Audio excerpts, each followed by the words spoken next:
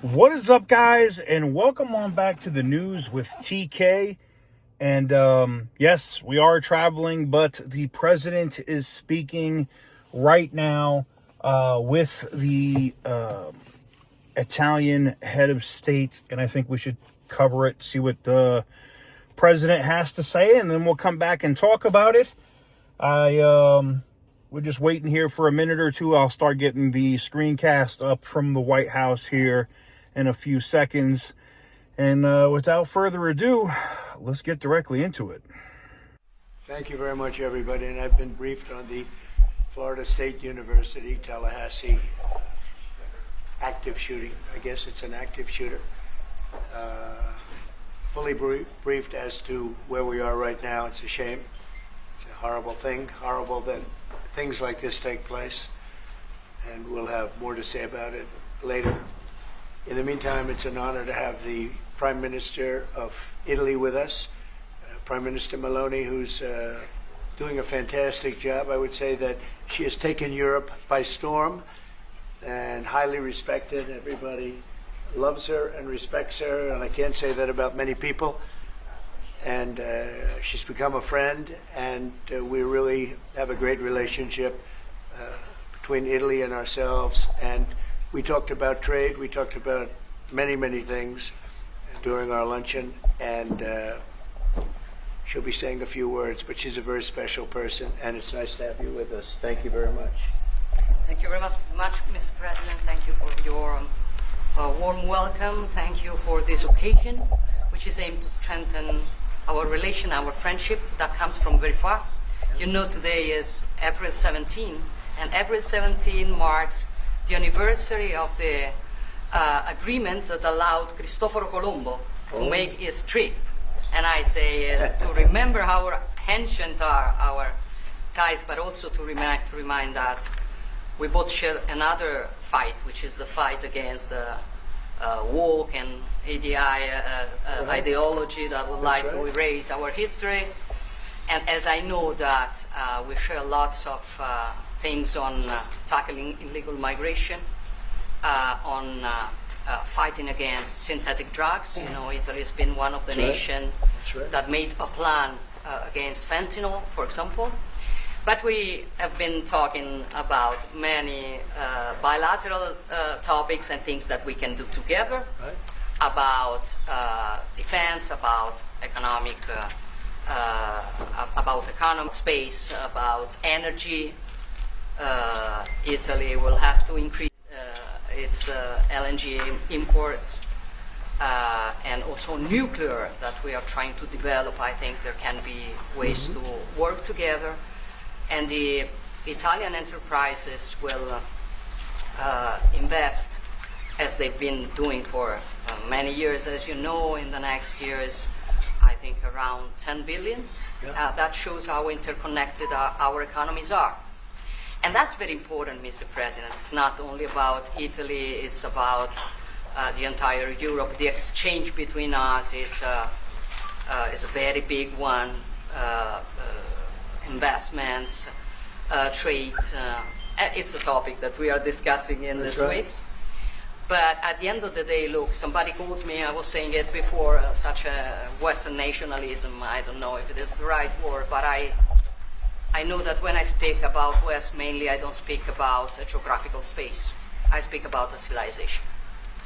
And I want to make that civilization stronger. So I think even if we have some problems, okay, between the two shores of the Atlantic, it is the time that we try to sit down and find solutions. So I want to thank President Trump for having accepted an invitation to pay an official visit to Rome in the near future, and consider the possibility in that occasion to meet also with Europe. The goal for me is to make the West great again. Okay? And I think we can do it together. We can. We will keep on work on that. I'm going to close. I want to say only I'm proud of sitting here as Prime Minister of an Italy that today has a very good situation despite the difficulties, a stable country, reliable country, 1 million more jobs in the last 2 years and a half. Great.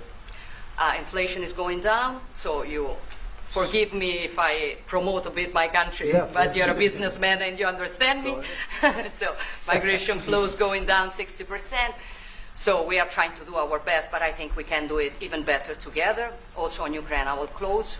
Together we've been defending the freedom of Ukraine. Together we can build a just and lasting peace. We support your efforts, Donald. Good. Thank you. Thank you very much. And I think we're doing well in that effort, but we want to get it done, and we'll see if we can. We want to save. On average, think of it, every week 2,500 people are being killed, mostly soldiers, Russian, Ukrainian soldiers. And if we can save those lives, that would be a very good thing. And so we'll see what we can do. And I think we're getting close, but we'll let you know very soon. And you've been very helpful. I appreciate it. Thank you. Any questions? Mr. President, how much longer does Vladimir Putin have to respond to your ceasefire proposal before you put secondary tariffs or sanctions on Russia? We'll see what that will be. We're going to be hearing from them this week, very shortly actually, and we'll see. But we want it to stop. We want the death and the killing to stop. Mr. President, on Jerome Powell, you said that the termination of Jerome Powell cannot come fast enough. He says he won't leave, even if you ask him to. Oh, he'll leave. If I ask him to, he'll be out of there. But Do you believe I you don't have think the he's. powers to I don't think remove he. him? Are you trying to do that? I don't think he's doing the job. He's too late. Always too late. A little slow, and I'm not happy with him. I let him know it, and if I want him out, he'll be out of there real fast. Believe me. Yeah, go ahead. Are you trying to remove him? Go ahead, please. Question. Are you trying to remove him, Mr. President? Yeah, question. Mr. President, when you hit Judge Mosberg in a case against your administration, said the Constitution does not tolerate willful disobedience of judicial order. Do you agree with that statement? Well, you're going to have to speak to the lawyers. We have great lawyers. I can tell you this, we're doing a fantastic job of getting criminals out of this country who Biden allowed into the country. Hundreds of thousands of criminals, murderers and drug dealers. And I was elected because of the fact, I would say maybe that was the number one factor, a lot of reasons, the economy, a lot of things. But one of the primary reasons I was elected is because I said, I'm going to get the criminals that he allowed to come into our country so stupidly through open borders. I'm going to get them out. And I got a lot of votes, record-setting numbers of votes, as you know. We won everything. The popular vote, all 7 swing states, we won everything. And that's what the public wanted, and that's what I'm doing. But you'll have to speak to the lawyers because it's up to them. Mr. President, what do you think of the proposal from France? Say it. What do you think of the proposal from France and UK of a peace mission in Ukraine with soldiers? And do you think that Italy should take part into it? Well, I think Italy will have to make that determination, but peace missions are always good with me. I'm okay with peace missions. Yeah, please. Mr. President, have you discussed what areas of cooperation and discussed with the Prime Minister, Italy and the United States and Europe and the United States? And on China? We discussed it very briefly. No, we're doing very well with negotiations, I think, with all countries. And Scott could tell you a little bit, but we are doing very well. We have a lot of countries that want to make a deal. Frankly, they want to make deals more than I do. Go ahead, Scott. Would you say something first? Yeah, we've got a process in place. We're working on the big 15 economies first. We had a fantastic meeting with Japan yesterday. I believe they've been called with the EU already. And then we have South Korea coming in next week. And I believe India is also talking. That's moving very quickly. Go ahead. Ukraine's President Zelensky has said he has evidence that China is supplying weaponry or ammunition to Russia. Do you have any evidence on those lines? And also, he said we could see a minerals deal signed this week. Is that? Well, we have a minerals deal, which I guess is going to be signed on Thursday, Scott, next Thursday, soon.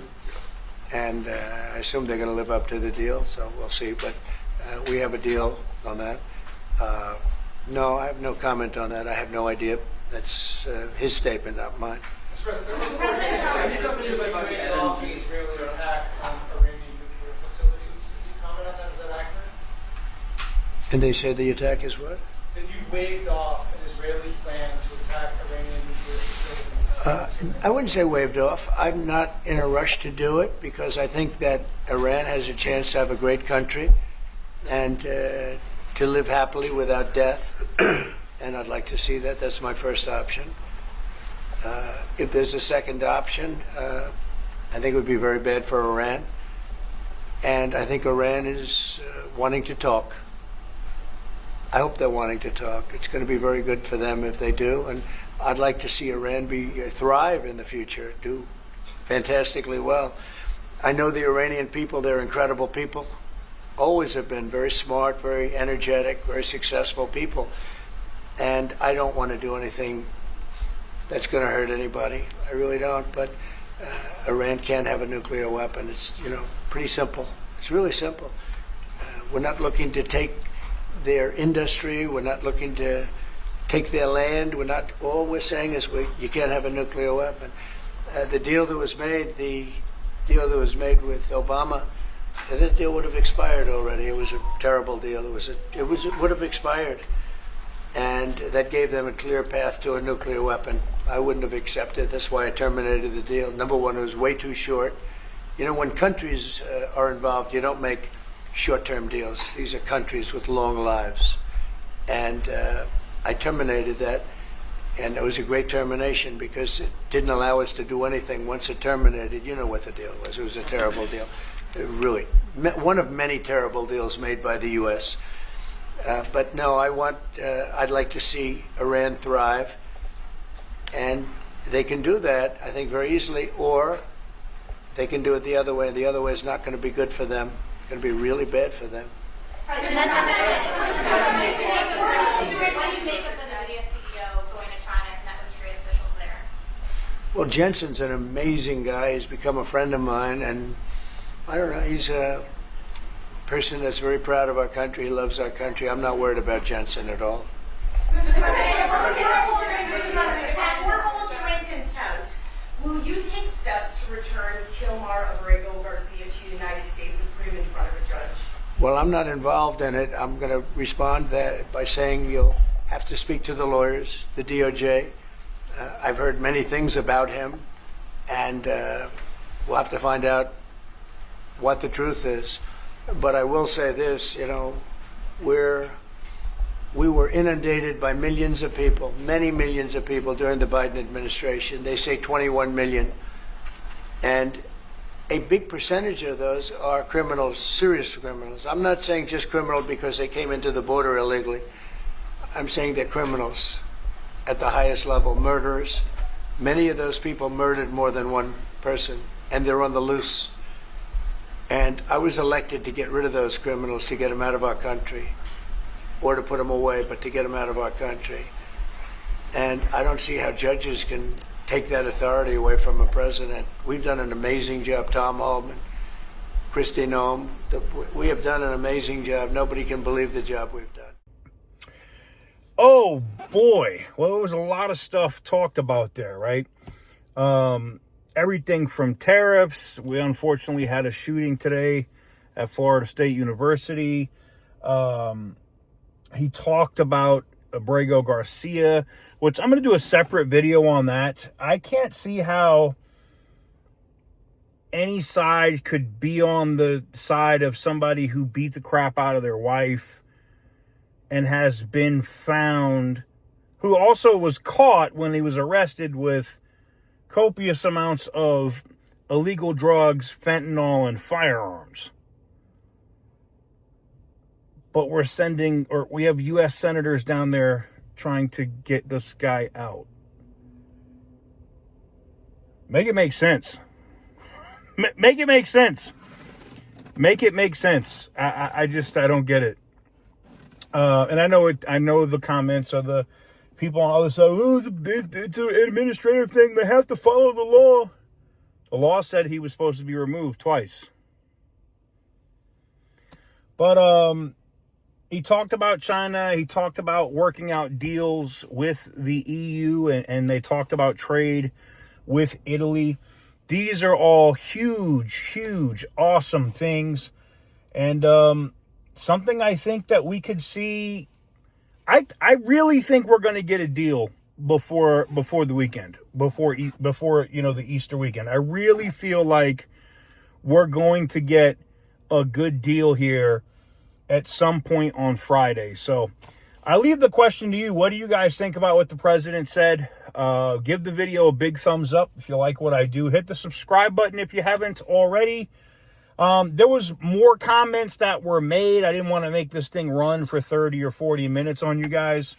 I wanted to get some of the stuff that they speak about right at the beginning. I will be stationary here in just a little bit, almost into Huntington. So once I get in there, I will get situated. And if there's any other stuff that we need to cover on the day, we will cover it. But I just want to say thank you guys very much for watching. I truly appreciate all the love and support on getting this new channel up and running.